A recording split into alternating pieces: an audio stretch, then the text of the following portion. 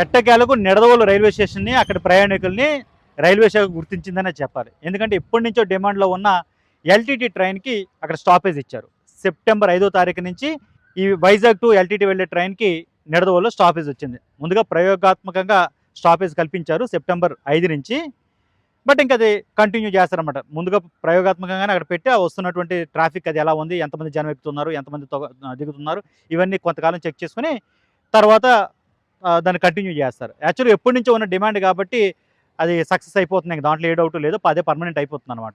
యాక్చువల్గా ఇటీవలే Nidadavolu railway station దగ్గర 30 కోట్లు ఖర్చు పెట్టి సూపర్గా డెవలప్ చేశారు. కానీ సరైన ట్రైన్స్ అక్కడ ఆగట్లేదు. దాని గురించి రైల్వే డిఆర్ఎం అక్కడ వెళ్ళినప్పుడల్లా గట్టిగానే అక్కడ ప్రయాణికుల నుంచి డిమాండ్ అయితే వస్తుందన్నమాట. ముఖ్యంగా ఈ ముంబై వెళ్ళే ట్రైన్, కోనార్క్ ట్రైన్ ఒక్కటి అక్కడ ఆగుతుంది. అది కూడా ఇదే టైం అంట, తెల్లవారుజాము 2:30 ఆ టైంకి వస్తుంది నిడదవోలు. భువనేశ్వర్ టు ముంబై దాకా వెళుతుంది అది. కాకపోతే ప్రాబ్లం ఏంటంటే అస్సలు ఖాళీ ఉండదు అనమాట. అక్కడి నుంచి పైనుంచే ఫుల్ అయిపోయి వస్తుంది, ఎటు కాని టైంలో వస్తుంది. దాంతో అసలు అడుగు కూడా పెట్టలేని పరిస్థితి. కాబట్టి ఇంకొక 2 ట్రైన్లు వెళుతున్నాయి ఇదే రూట్లో ముంబైకి. విశాఖపట్నం నుంచి ఎల్టీటీ వెళుతుంది డైలీ ఒక ట్రైను. అలాగే కాకినాడ నుంచి ఎల్టీటీకి ఇంకో ట్రైన్ ఉంటుంది. అది మాత్రం డైలీ ట్రైన్ కాదు, అది బైవీక్లీ వెళుతుంది అనమాట ఇది.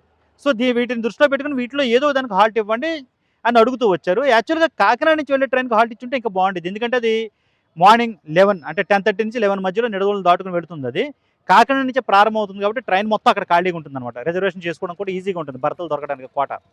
అయితే సరే, అట్లీస్ట్ విశాఖపట్నం నుంచి వచ్చేదాన్ని కూడా పర్వాలేదు. అది డైలీ ట్రైన్ కాబట్టి ఇంకా ఎక్కువ సౌలభ్యంగా ఉంటుంది. కాకపోతే ఏంటంటే కోనార్క్కి దీనికి ఒక 5 నిమిషాలు తేడా అంతే నిడదవోలు రావడానికి. సో టైం కొంచెం క్రాస్ అవుతుంది. కాకపోతే కోనార్క్ ట్రైన్ మీద ప్రెజర్ తగ్గుతుంది.